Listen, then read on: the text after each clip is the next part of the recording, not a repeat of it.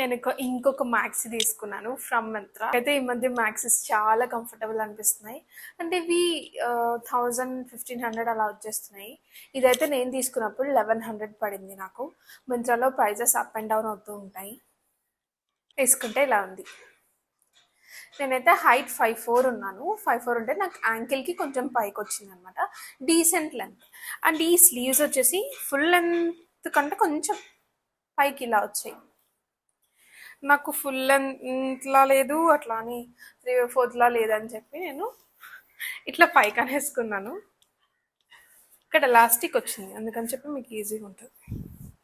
And సైడ్కి ఒకతే ఒక జిప్ ఇచ్చాడు. ఫ్యాబ్రిక్ అయితే చాలా బాగుంది.